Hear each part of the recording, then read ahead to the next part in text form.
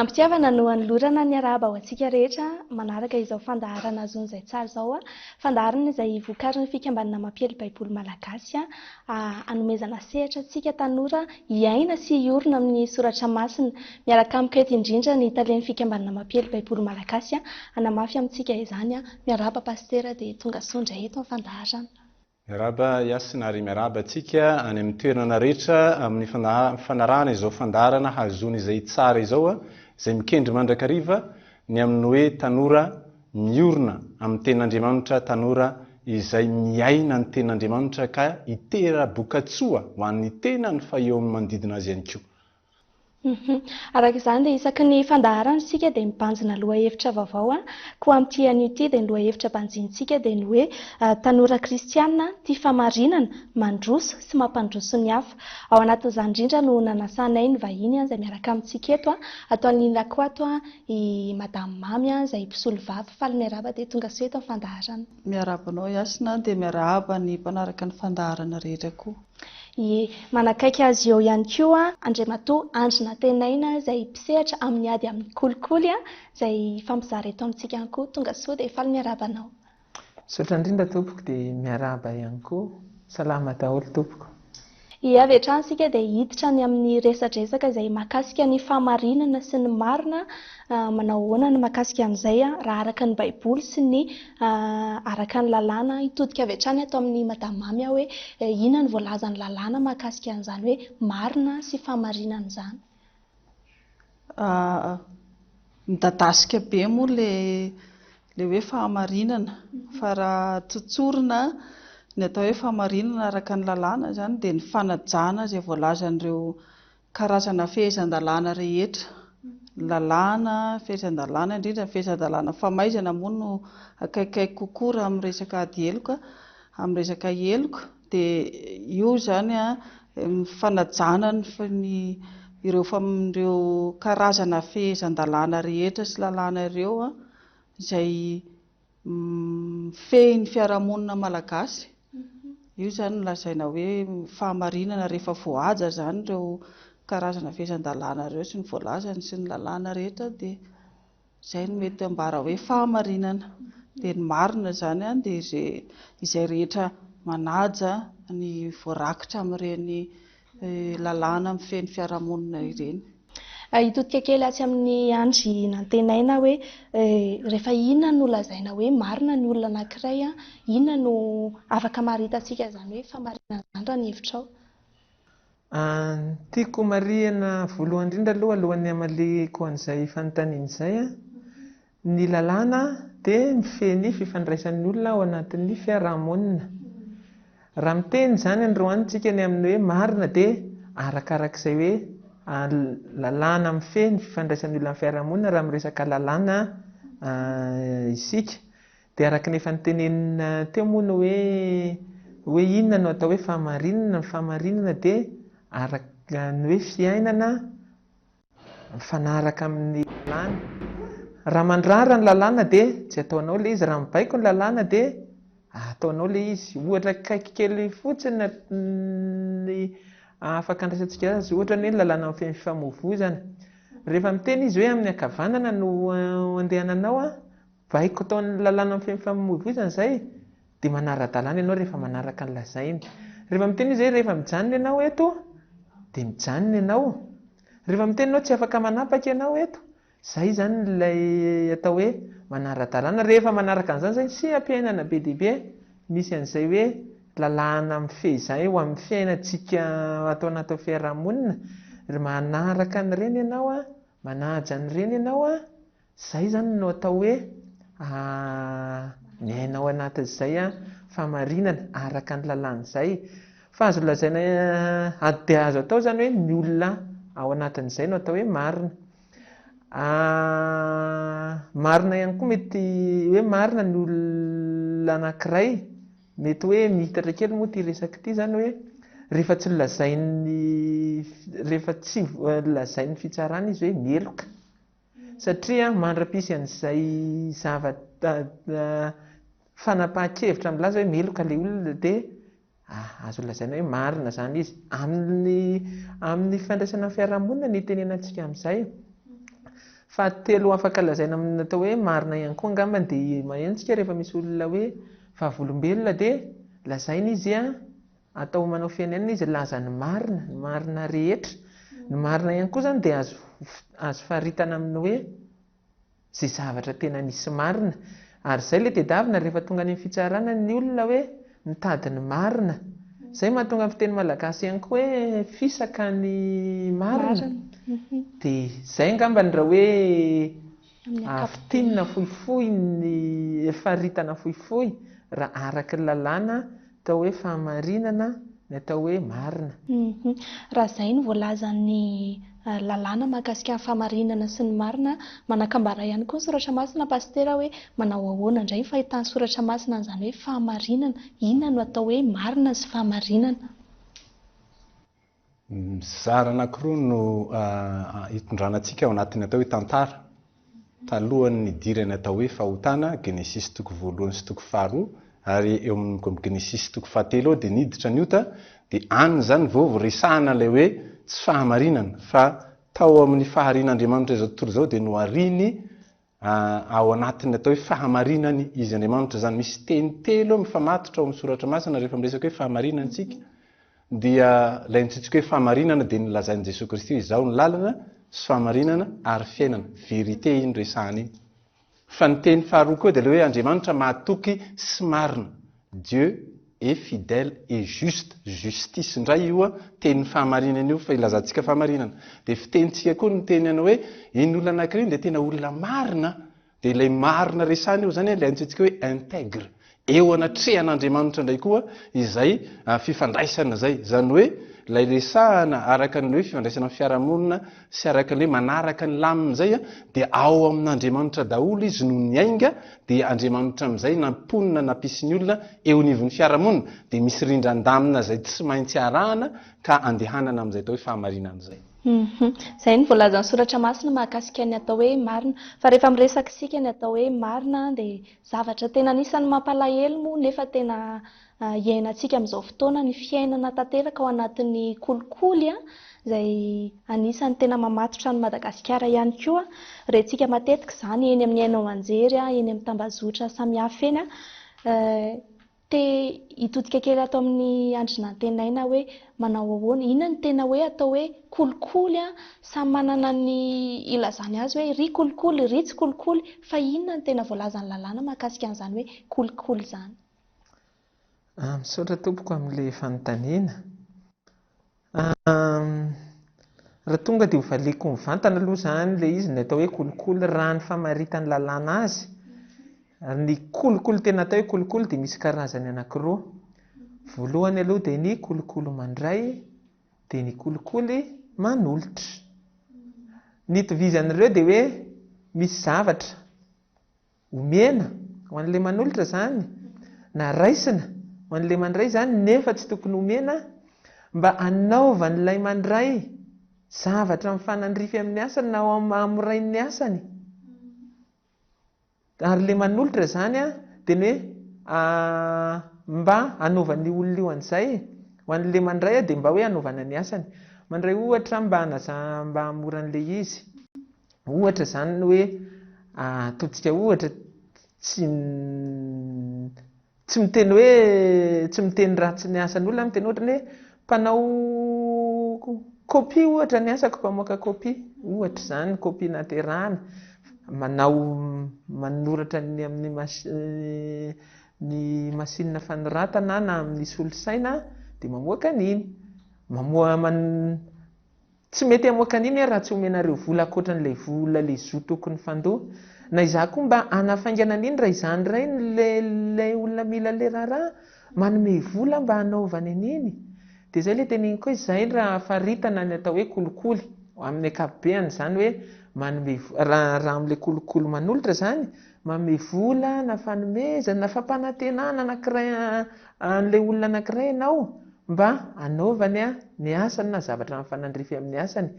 Dia ho an'ilay kolikoly mandray indray mandray vola ianao na mitaky vola ianao na nasainao mampanantena ilay olona hoe manome zavatra ianao, hanome zavatra izy mba hanaovako ny asako. Zay ilay hoe kolokolo mandray sy kolikoly manolotra. Fanampin'ireo raha ny lalàna fotsiny resahana dia misy tsy tena hoe ohatran'izay mivantana ilay izy fa misy eloka hafa izay heverina hoe mitovy amin'ny kolokolo, ohatra izany hoe fanararaotana andraikitra, ohatra izany ilay hoe trafic d'influence moa no tena mahalaza anazy raha amin'ny fiteny mahazatra. Ohatra koa ny hoe tokony ho fantatritsika izany hoe fanomezana cadeau izany, voararany lalàna izany ohatra izany hoe raha ny famaritan'ny lalàna moa izany dia miteny izy hoe nieloka ilay izy rehefa fanomezana izay mety izay nampisy fiantraikany amin'ny fandraisana fanapahan-kevitra ny olona na mety ho nisy fiantraikany taminy fanapahan-kevitra izay raisin'ny olona anankiray mba hahazoako tombontsoa manokana, omeko zavatra ianao androany, dia rehefa aorianany iny teny hoe mba karakara kely ilay zavatra iny mba jereo, dia tonga dia ilay olona izany efa mahafantatra hoe izay izany ny tambon'ilay zavatra iny. Izay ilay fanomezana tsy ara-dalàna cadeau illicite moa ny itenenan'ny lalàna azy. Dia hitodika kely ato amin'ny madame mamy mahakasika izay kolokolo izay, eny amin'ny fitsarana na amin'ny olona izay hisoloana vava moa izany, manao ahoana ny endrika, mety misy endrika kolokolo ve any amin'ireny dia ahoana ny fomba hijoroana vavolombelona amintsika kristiana manoloana an'ireny? Misy ka, izany kosa aloha zava-misy efa iaraha-mahita. Ohatra ny olona manan-draharaha manantona mpiaro na mpisolo vava dia maniraka mivantana na ankolaka hoe tsy mba afaka antonona ve ilay tompona andraikitra, tsara io na ny ataontsika hoe mety hoe mipirakitra raza dia mba haingakaingana ilay raharanay dia mba izao ny vokatra azo. Misy izany fa miankina amin'ilay fomba ilay mpiaro na ilay mpisolo vava antonony io hoe miditra manao an'izany zavatra izany ve sa tsy manao, fa misy izany zavatra izany. Ohatra nefa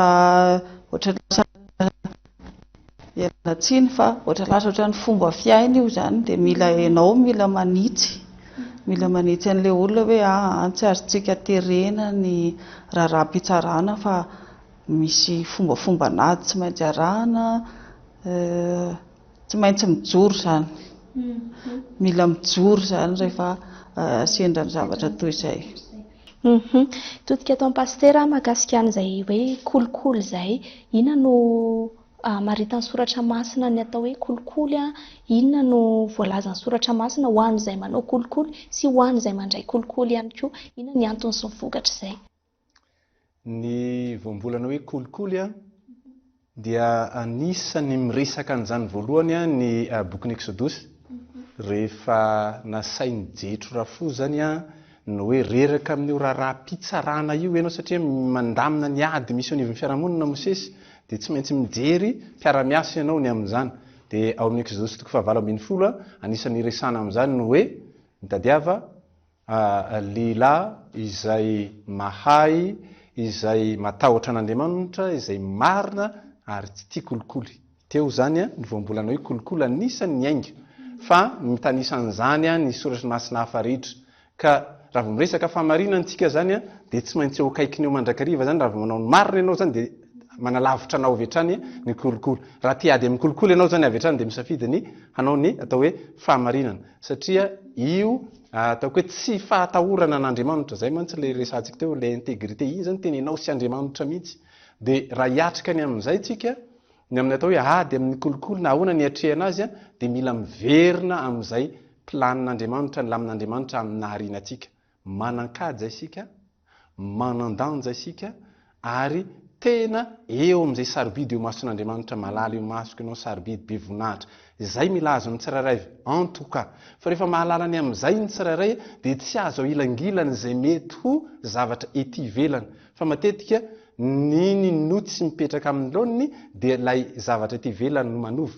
ny amin'izay ka anisan'izany zany io kolokolo mivelatra be mantsy io sehatry ny kolokolo satria raha nanomboka iandro ny resaka an'ilay izy ny teny teo madame dia eno ilay izy hoe mivelatra amin'ny sehatra samihafa izy io rehefa te hiatrika n'izy io zany tsika dia miverina amin'ilay Andriamanitra sy ny naharianantsika dia ao no hitoerantsika amin'ilay atao hoe marina sy ny fahamarinana dia ao anatin'izay ny hitsiny ao anatin'izay ny rariny. Arak'izay indrindra pastera miresaka tsika ny hoe kolikoly mivelatra amin'ny sehatra maro samihafa ny sehatry ny tanora kokoa moa zany tena horesantsika ato anatin'ny fandaharana dia maro ny tanora mety tsy mahafantatra hoe kolikoly zao ataony zao ohatra any amin'ny sehatra fikarakarana taratasy ohatra raisintsika na ny fianarana zany ireny karazany ireny zany dia ahoana indray ara ny fomba anatonana an'ireny tanora ireny ampahafantarana anazy hoe tiany kolikoly ohatr'izao ny kolikoly inona no azontsika anampiana an'ireny tanora ireny mahakasika an'izay sehatra izay. Iandrina tena eny angamba ny mamaly. Voalohany angambany aloha dia ny fitaizana.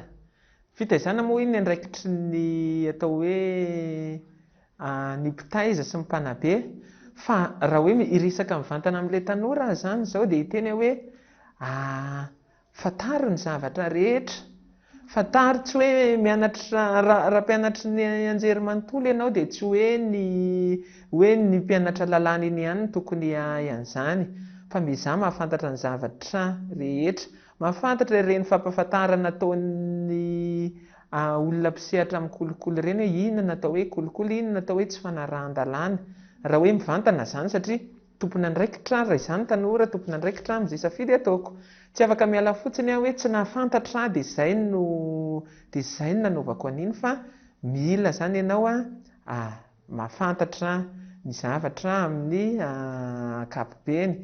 Fanampin'izay dia fantaro hoe inona no mety afaka hanampy ianao inona no mety afaka ialana amin'ireny raha ohatra ka mila diplôma na mila taratasy maika ianao dia aza potomoty kely vao maka ohatra zany torohevitra tena hoe pratika be angamba ny tenenako an'izany satria rehefa matetika nge ilay fotoana ilay amehana ilanao an'ilay izy no mahatonga anao ilay olona aririrana eo dia ahoana ary ny fanarany kolikoly zany amin'izany endry izany ary ianao mieritreritra hoe zavatra mbola madinika anie izany miainga zao dia efa fikolokoloanao an'ilay hoe vonina naraka ny fepetra rehetra raha misy fe-potoana ny ilaina azona taratasy na azona zavatra anankiray izahako mba ny fangatahana petrako na ny fepetra rehetra raisiko anajan'izay fe-potoana izay mba tsy ho voatery hanao an'izany kolikoly izany.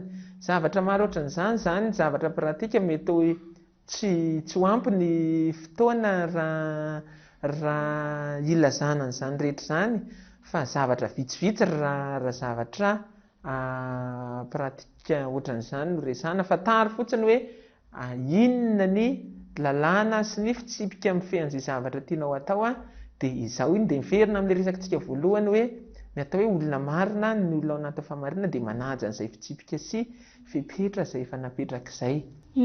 Sehatra ny fianarana no resahako teo fa eo amin'ny nivon'ny fiarahamonina ihany koa maro ny tanora izay mety hoe hiaran'ny herisetra mety misy endrika kolikoly ihany koa ny anatinatiny ihany raha sehatra arak'asa hoe manolotra kely dia tafiditra miasa sy ny ohatran'izay mety misy ihany koa ny endrika hoe herisetra ara-nofo na ny harcèlement sexuel sy ny ohatran'izay misy lalàna ve miaro ny tanora ao anatin'izay maître mamindray no seko mamaly an'izay. Misy lalàna moa misy lalàna mamifehy ny rafim-piarahamonina misy atsika zany hoe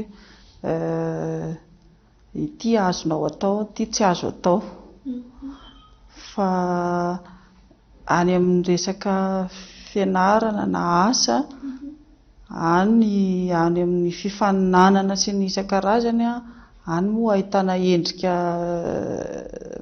mety misy endrika toy izany hoe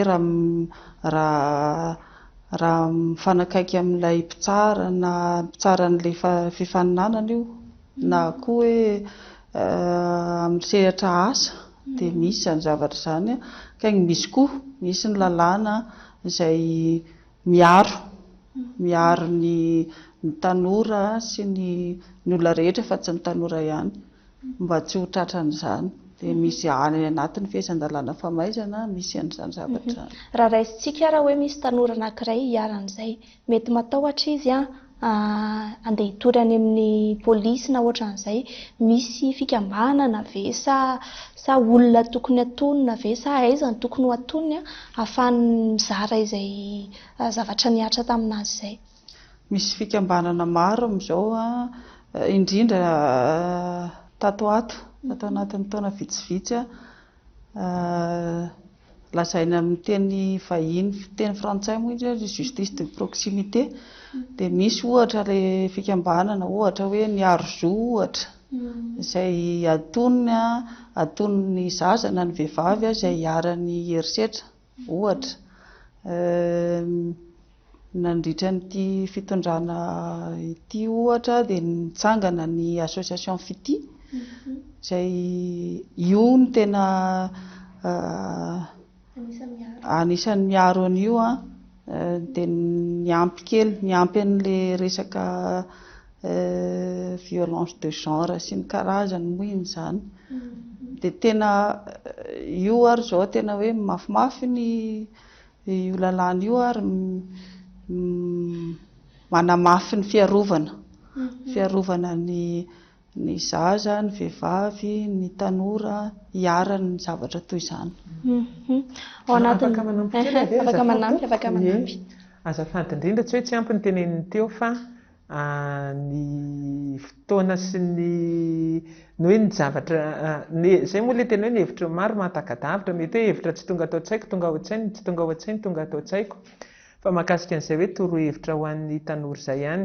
Fanampy ilay teneniko teo aloha izany te hiteny tanora hoe kolokolody an'izao ny fisainanao tsy ho tia an'izany kolokolo izany, nanao an'izany kolokolo izany, na ny zanaka rehefa tezaina hoe tsy hoe mena zavatra izay vao manao zavatra, fa na ianao koa rehefa fantatrao fa marina dia hijoroy, sahia mijoro amin'izay hevitrao. Izay ilay torohevitra teo, fa raha tena mahakasika ny lalàna anapiako ny teneniny teo no hoe ho an'ny tanora tsara fantatritsika ohatra ny hoe ao anatin'ny voasotra ao anatin'ny lalàna mihitsy ny hoe raha sanatria latsaka tao anatin'ny kolokolo ianao na latsaka ao anatin'ny zavatra mety mitranga moa izany, lalàna zao dia manome fahafahana hoe alohan'ny isian'ny fanenjehana ara-pitsarana dia afaka manambara n'ilay kolokolo izay nitranga ianao fa tsy ho voasazy ianao amin'izay fotoana izay alohan'ny fanenjehana.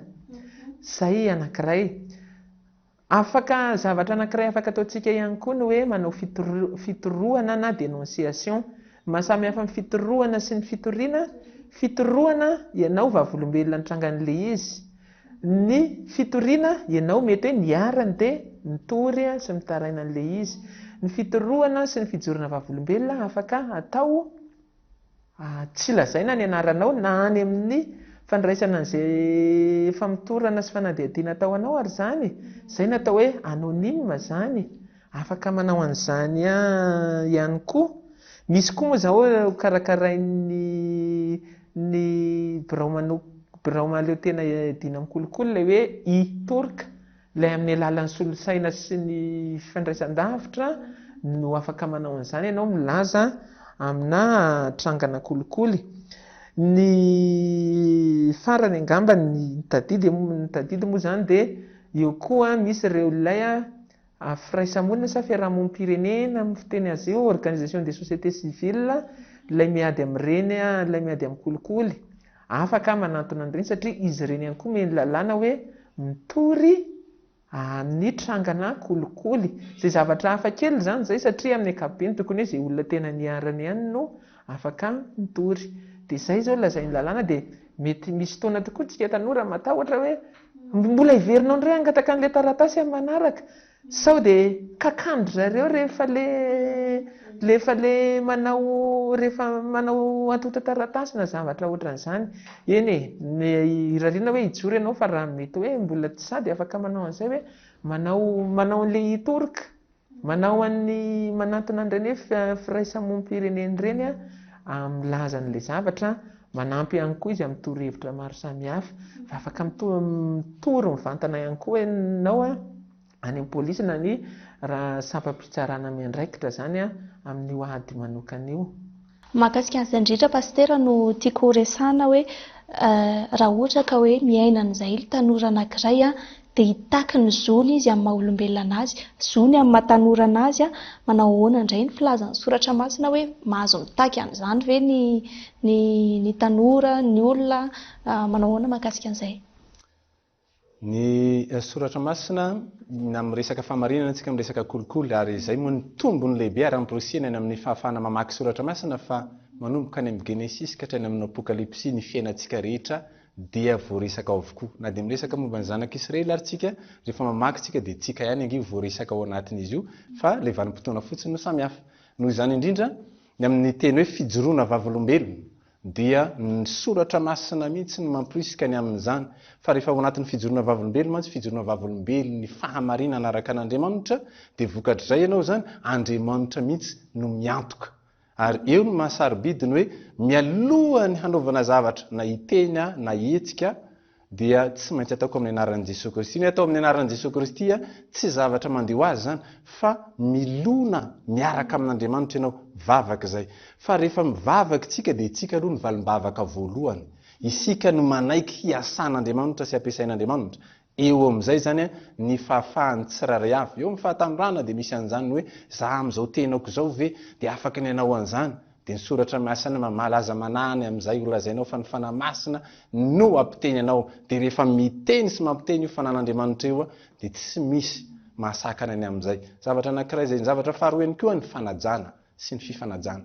Na dia izay zavatra mitovy izao ihany aza no takiana ary tena zo rariny izao aza dia ny fanajana olona anankiray sy ny mety ho atao hoe ny lantopeo dia anisany ahatarafana koa hoe mijoro ianao fa ao anatin'ny fanajana. Fa tsapany sy voarain'ny olona anankiray io na dia tsy eo eo aza izy no mety manaiky an'izay. Fa asa magaga ataon'Andriamanitra ihany koa izany rehetra izany. Fa ambonin'izay dia ny asarobidin'ilay hoe ny fahafantaranao ny ringana ny oloko noho ny tsy fisiny fahalalana. Misy zavatra farafakely ny tokony fantatra eo. Na reto izay misehatra amin'ny ataoko hoe fitsarana na ihany koa misehatra amin'ny ady amin'ny kolikoly dia io le lamina na lalàna mifehy ny fiarahamonina io dia misy farafakely ny tokony fantatsika io mba tsy hoe izay no heverina fahomarina sy hitsindray aza kay tsy araka an'ilay lamina izay napetraka. Zay zany no mila tandrovana. Eto dia misy taona antsika fa nisy tanora anankiray izay niaran'ny fahefan'ny lehibeny any amin'ny Genesis 7:telopolo zany resahako zany, ka lay vadiny lehibe indray zany no nitady hisavika azy. Fa zao ny teniny sanatry amiko raha nota eo anatrehan'Andriamanitra, tsy eo anatrehan'ny patron, eo anatrehan'Andriamanitra. Fahamarinana zany. Rehefa norahonana koa ry Petera sy ry Jaona hoe tsy mahazo mitory an'izany Jesosy Kristy izany nareo, dia hoy izy manao hoe tsara ao nareo raha marina eo anatrehan'Andriamanitra na tsia ny hanaiky anareo mihoatra noho Andriamanitra. Marina ve sa tsia?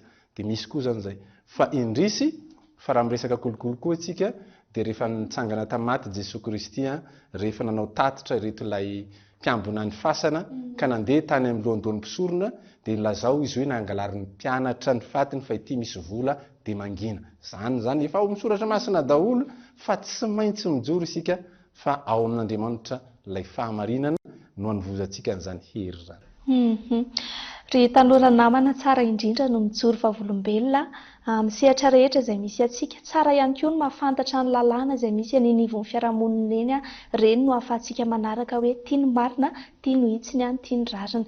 Amin'ny mara-paranana ny fandaharana sahady sika dia misy torohevitra ve tianareo hifampizarana amin'ny tanora mahakasika izay fahamarinana sy fijoroana fahamarinana izay eny anivon'ny fiarahamonina, eny anivon'ny fianarana, eny anivon'ny toeram-piasana. Ato amin'ny maître mamy angamba no ny fitenenana voalohany. Ny tompoko, ny torohevitra dia mba tsy hoe tsy mandeha any amin'ny misy taranja mantsy any amin'ny sekolim-pinoana indrindrandrindra.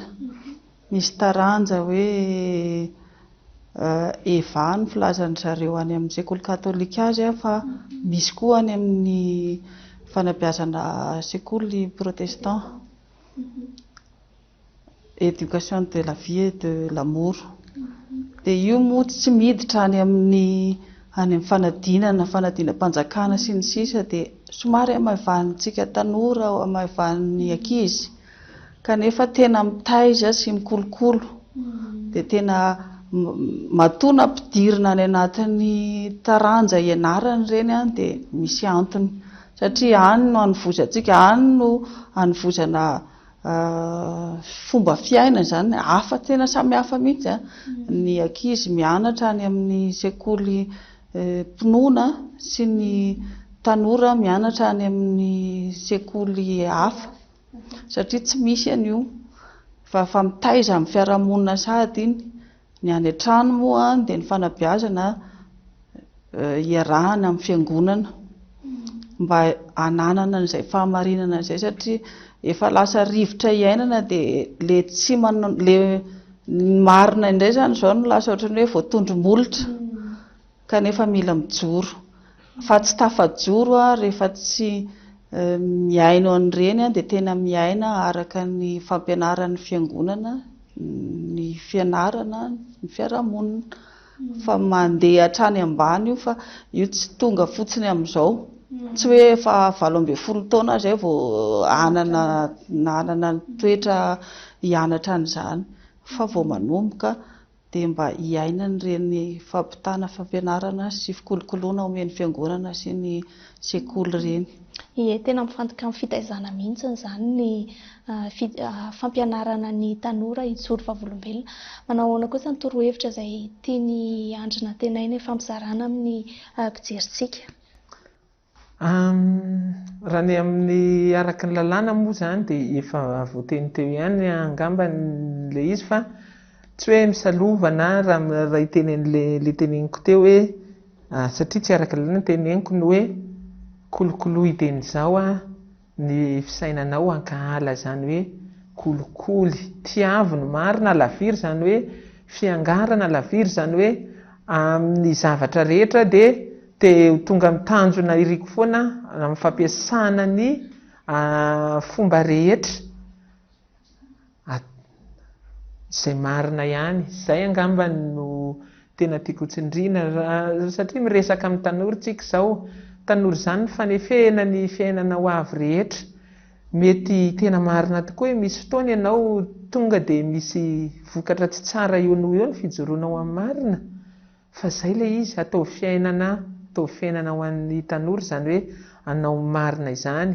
Rehefa zavatra fantatra fa marina dia vonona sisa hijoro amin'izany mila n'izany ny firenentsika amin'ny sehatra rehetra, tsy hoe amin'ny sehatra ny fitsarana ihany fa amin'ny sehatra rehetra hoe rehefa tsy marina dia tsy ekeko, rehefa marina dia hijoroako na dia mety hisy vokatra tsy mahafinaritra eo noho eo ary zany.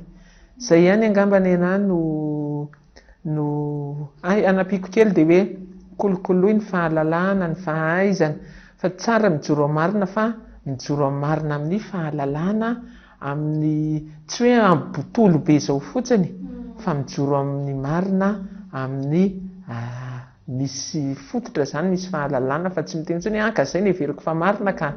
Izay angamba ny raha hoe teny fohy afaka hifampizarana avy ety amiko. Mankasitraka indrindra anareo nanaiky ny vahiny teto amin'ny fandaharana. Zava-dehibe ny alalantsika an'izany na dia resaka lalàna fotsiny aza dia mankasitraka ihany koa ny pastera izay fampizarantsika tamin'ny soratra masina teo mbola hizaran'ny soratra masina farany famaranana moa pastera ahafahantsika miaina tsara izany hoe famarinana izany. Ny eo amin'ny soratra masina rehefa maka ny boky ny Isaia mpaminantsika dia izao hoe fa ny vokatry ny fahamarinana dia fiadanana. Raha lazaina amin'ny fomba tsotra raha te hanana fahatokisantena anao sy fahatoniana eo amin'izay rehetra atao dia ny fandehananao amin'ny fahamarinana. Ary ao amin'ny bokin'ny Jeremia 5:7-10 dia milaza an'izao hoe raha mahay manavaka ny zavatsoa amin'ny zava-pony ianao dia ho solombavako hoy Andriamanitra. Tsy solombava mbahoaka fa solombava n'Andriamanitra. Tena sarobidy zany dia izay indrindra ny tsy maintsy hahafahantsika miaina araka ny sitrapon'Andriamanitra amin'ny fahamarinana araka n'Andriamanitra dia mijoro vavolombelona izany anivon'ny fiarahamonina. Dia mirary soa sady mampahery antsika rehetra fa Andriamanitra mialo lalana mandrakariva amin'izay fikasana tsara ao anatintsika. Mankasitraka indrindra pastera ny amin'izay fizaran'izay mankasitraka ihany koa anao izay nijery izao fandaharan'izao hatramin'ny farany inona fa aorianan'izao dia hijoro amin'ny famarinana daholo isika rehetra amin'ny sehatra rehetra izay misy atsika. Mankasitraka ihany koa ny nandray izao fandaharan'izao dia ny Hopeful Home ety Analamahitsy ety raha ohatra ka hoe maniry tokam-bavaka isika na ohatra izany dia maimaim-poana ny fitokanam-bavaka ety amin'ny Hopeful Home. Dia mankasitraka ihany koa ny teknisianina tamin'ny fanatotosana izao fandaharan'izao dia ny voninahitra dia ho an'Andriamanitra irery ihany amin'izay rehetra atao. Dia mametraka veloma finaritra izahay ho amin'ny manaraka indray. Veloma tompoko.